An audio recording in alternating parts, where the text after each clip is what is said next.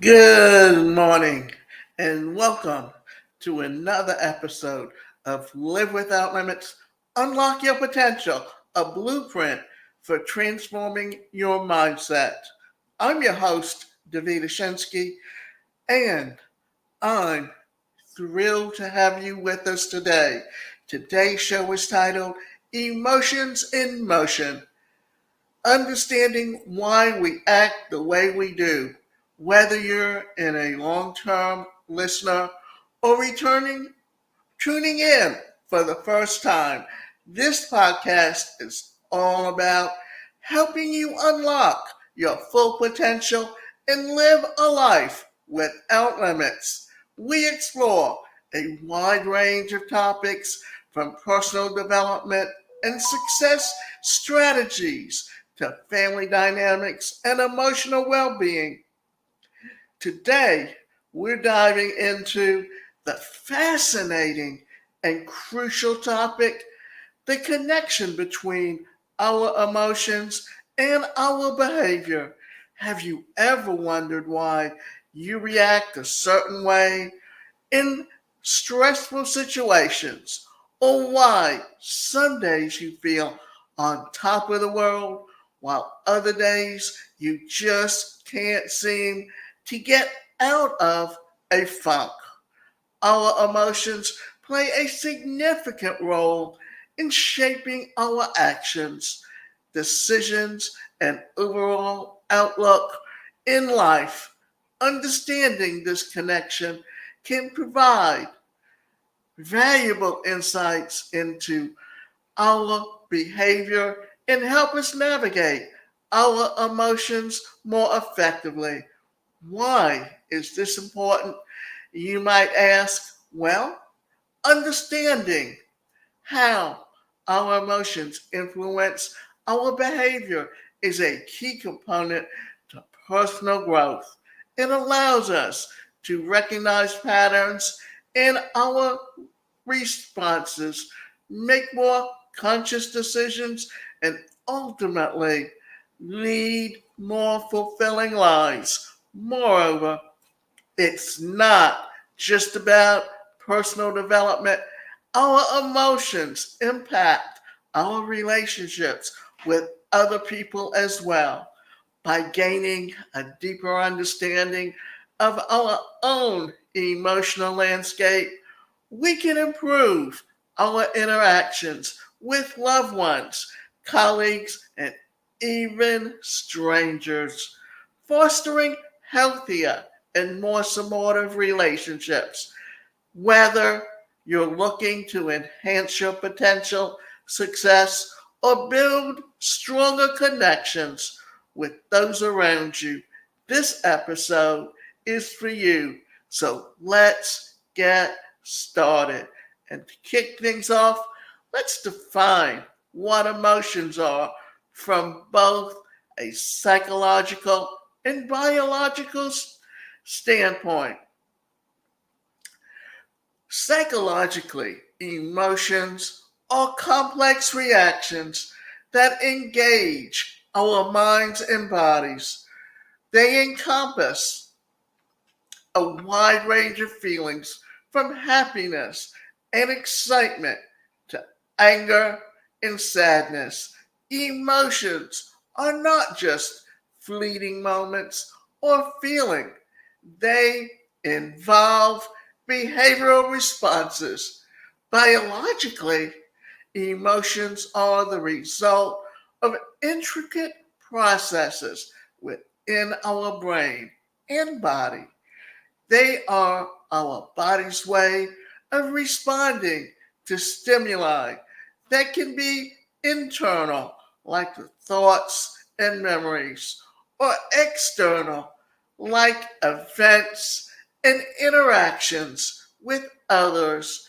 Emotions prepare us to react quickly to situations that are important to our well being and survival. Now, let's dive into a deeper on how emotions are generated in the brain. This involves several key brain regions, and systems. The amygdala is often referred to as the brain's emotional processing center. It plays a crucial role in detecting emotional stimuli and generating emotional responses, especially those related to fear and pleasure. When you encounter something threatening, the amygdala is the first to react, preparing your body to respond. It's the fight or flight mechanism in our body and how we react to what's going on in the situation around us. Limbic system. The amygdala is part of the larger limbic system, which includes structures like the hippocampus and hypothalamus. The limbic system is involved in regulating emotions, memory, and arousal. It helps integrate emotional experiences with memories, which is why certain smells or sounds can evoke powerful emotional responses. The prefrontal cortex. The prefrontal cortex is located at the front of the brain and is responsible for higher order cognitive functions such as decision making, impulse control, and moderating social behavior. It works closely with the limbic system to regulate and interpret emotions, helping us respond to emotional situations in a more meaningful and measured, appropriately way. Emotional responses are also influenced by various neurotransmitters and hormones. These are chemical messages that transmit signals across the synapses between neurons. Key neurotransmitters involved in emotions include serotonin, which is often called the feel good neurotransmitter. Serotonin helps regulate mood, anxiety, and happiness. Low levels of serotonin are associated with depression. Some of these things are getting into what causes certain mental illness issues. Because remember, these chemicals within our brain are what determine how we react and how we see things. So this is why serotonin, dopamine, neuroplanephrine are very important chemicals within the brain, and understanding where they come from and how they react also determine our emotions. So dopamine is known for its role in the reward and pleasure department and is crucial for motivation and reinforcement of behaviors. Norepinephrine, or rather, the neurotransmitter is involved in the body fight or flight response, increasing arousal and alertness during stressful situations. And understanding this is so important. Hormones are the chemicals released by glands into the bloodstream, affecting various bodily functions. There are important hormones related to emotions, which include cortisol. Remember, how many times have you seen advertisements for cortisol? Is released by the adrenal glands during stress. Cortisol helps the body manage and respond to stressors. Chronic high levels of cortisol can lead to anxiety and other health issues. Oxytocin is often referred to as the love hormone. Oxytocin plays a key role in social bonding, trust, and emotional connections with others.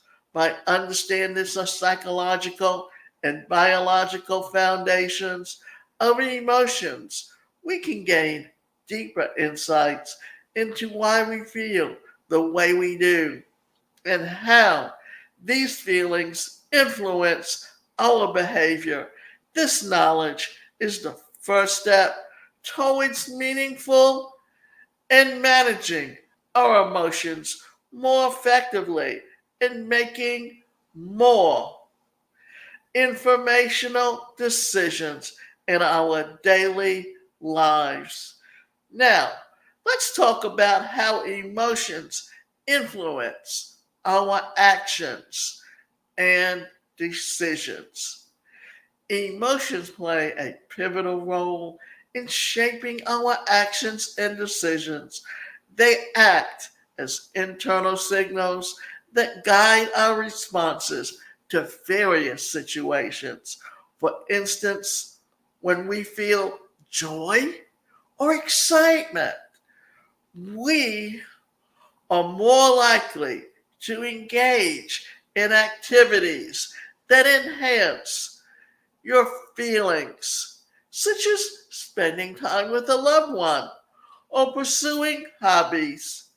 Conversely, when we experience negative conditions like fear or sadness, our actions might be aimed at protecting situations or seeking comfort. Emotions can also impact our decision making processes. High levels of stress can lead to impulsive decisions, or as our brain prioritizes immediate relief over long term benefits. On the other hand, positive emotions can enhance our creativity and problem solving abilities, helping us make more thoughtful and innovative choices. Let's look at some common emotions and our responses to the behaviors that they often trigger. Fear is a powerful emotion that can lead to avoidance behaviors. If someone is afraid of public speaking, they might avoid opportunities that require them to speak in front of an audience. This avoidance behavior is protective mechanism to prevent feelings of anxiety and potential embarrassment. Anger can lead to the confrontational behaviors when we feel wronged or threatened. Our natural response might be to lash out or defend ourselves. This can manifest as shouting, arguing, or even physical aggression in extreme cases. Happiness and joy is often led to social engaging barriers. When we're happy, we're more likely to seek out social interactions, share our positive experiences, and engage in activities that reinforce these good feelings. Sadness can result in withdrawal and reduced activity when feelings and people might isolate themselves, lose interest in activities, they usually enjoy and have lower energy levels.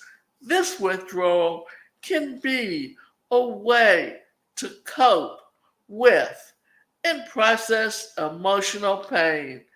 Emotional responses are not just immediate reactions, they are also shaped by our subconscious and learned behaviors, our past experiences, cultural background, and upbringing play significant roles in how we respond emotionally to different situations.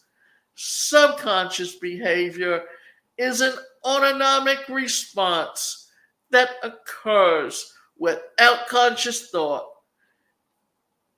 A person who has experienced trauma might have an automatic fear response to situations that remind them of their trauma, even if they are not immediately aware of the connection. And let me get into and explain that. If you experience and are outside when lightning occurs and a tree falls on you or it falls on the car you're in, then that becomes a traumatic experience. But there's also a secondary autonomic response, and that's when your child picks up on your fear and they begin to react the same way. Learned behaviors over time, certain behaviors based on outcomes that they produce. If a child learns that crying brings comfort from a parent, they might continue to use crying as a way to seek comfort into adulthood. Similarly, if someone learns that experiencing or expressing anger leads to getting what they want, they might use anger as a tool to influence others. Now, I want to address that a little bit because I remember many years ago, my sister was constantly being belittled just simply because she's deaf and because her behavior pattern was an introvert. She externalized it and really believed it to the point that when she would get angry, she would start beating up on herself. And she got to the point that it almost became an automatic response in order to get the attention that she sought. Because once my mother passed away, it seemed as though she stopped that behavior.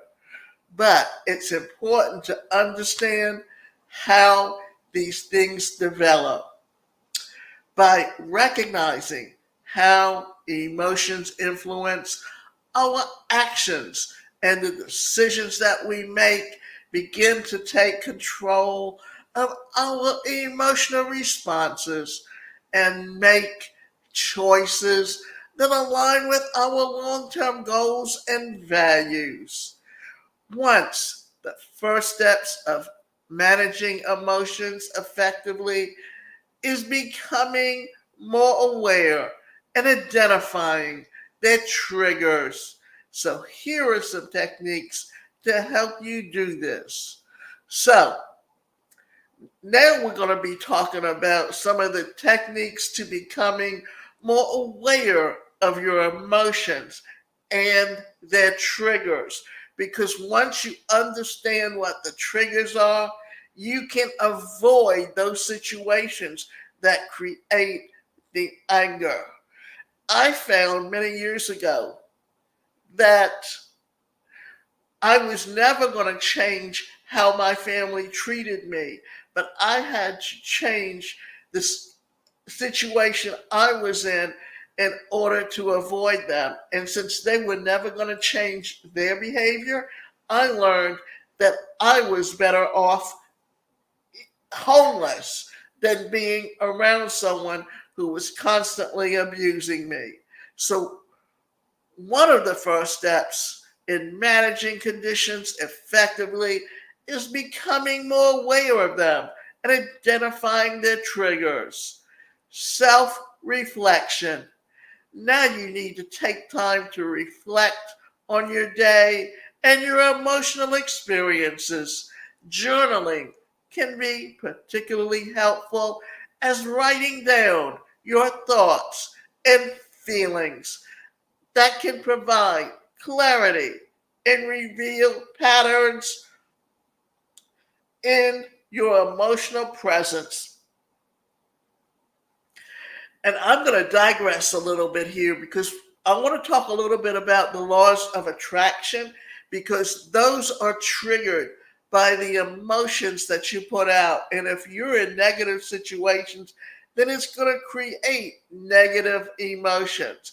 If you're in good situations where you're around people that love you and treat you with respect, then you're going to put out strong vibes. This is why you need to avoid situations, even in your family, if it's going to trigger negative emotions.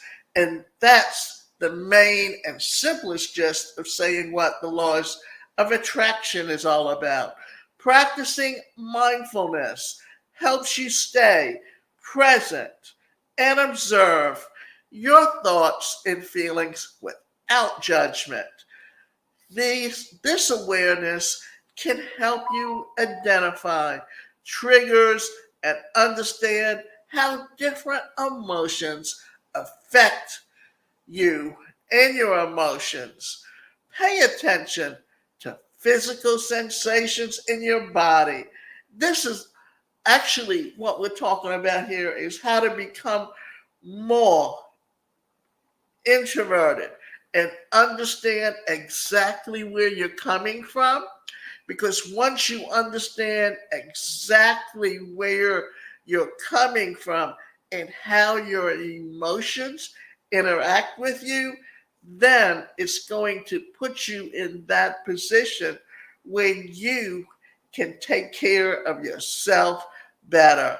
So, let's get back into it. Your emotions often manifest physically: a tight chest when anxious, and clenched fists when angry. Noticing these sensations can give you early signals of emotional changes. So, what I want to do now is get into a little bit more about relationships because how the emotions that we have and how we were raised really affect the kind of emotional situations because it's what is our comfort zone. If your comfort zone is living in a home where you have one parent or both parents that are very cold and very insensitive to you and how you feel about given certain situations, what's going to happen? Well, then you're either going to end up with someone who's just as cold, or you're going to seek out someone that offers warmth and not understand exactly what a healthy relationship is. Because if you grow up in a home where there's a lot of abuse, that becomes your comfort zone. So what happens is you'll end up with someone who's just as abusive to you in a long-term relationship because you don't know how to get away from that. We've had someone sit there and say that it's okay for men to abuse their wives or to abuse women. And what is that? What kind of message are they giving to someone when they say things like that? We need to understand exactly where and why we end up in those types of situations and how to avoid them on a long-term basis. Because when we don't understand it or why we react that way, and we've been talking about emotions and talking about the psychology of emotions, but what happens in real life? What we're trying to do is help you understand how you feel and why you end up in those situations. And what happens is until that parent realizes that it's an unhealthy relationship and is willing to get out of it, then what are they teaching their sons and daughters? Because guess what? The sons grow up to abuse their wives and abuse their children. And the daughters end up in abusive relationships.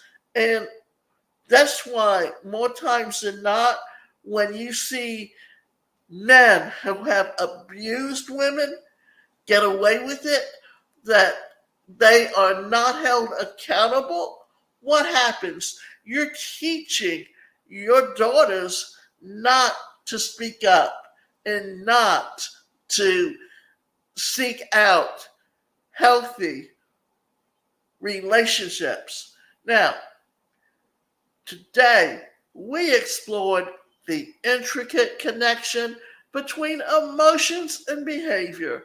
We started by understanding what emotions are from both a psychological and biological perspective, delving into how the brain generates these emotions and the role of neurotransmitters and hormones, where we then discussed how emotions influence our actions and decisions, providing examples, common emotional responses, and corresponding behaviors.